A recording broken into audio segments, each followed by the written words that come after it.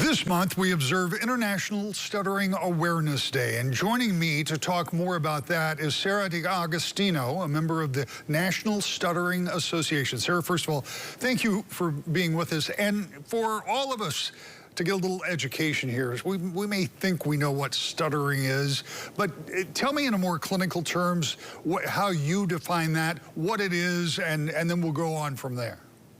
Yeah, thank you. Well, thanks for having me here.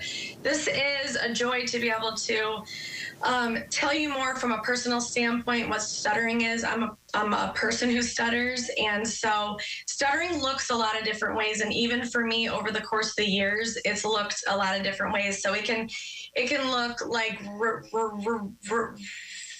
repetitions. It could also be silent blacks, which isn't too good for TV. You might think that the screen is frozen for a second.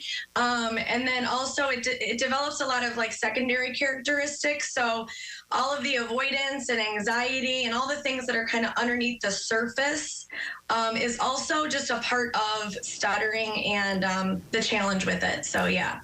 Everybody watching has either observed someone in all of those scenarios you just talked about, or they've experienced themselves. So up until now, and this has been around for a long, long time. This is not new, but there is research that is going on, and I'm interested to know what, if anything, you're discovering, and if that will lead to some type of relief for those who suffer from stuttering. Yeah, well, I have to be careful because I'm not a scientist or a researcher myself, but the National Stuttering Association works really closely hand in hand with a lot of those researchers and speech and language pathologists. What I can talk about, though, is what I've seen over the course of my involvement over the last 20 years of being super involved in the support groups of the National Stuttering Association.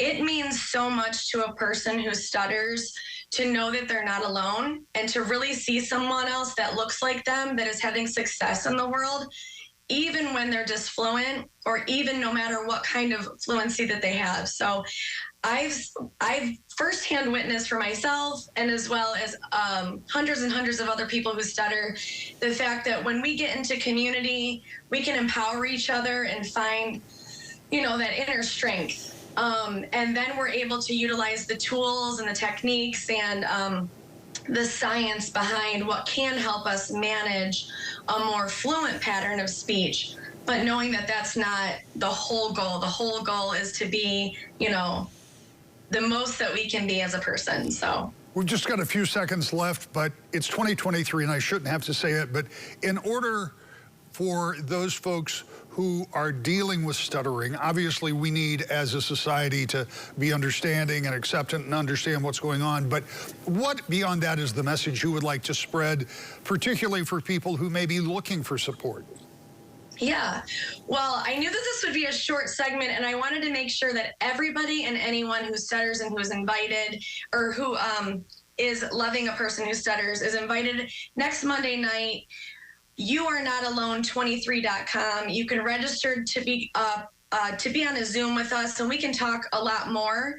And it's just really important to know that you're not alone, that there are a lot of tools and techniques out there, and that connecting is really the best way for us to do that. So YouAreNotAlone23.com is where they can find more information.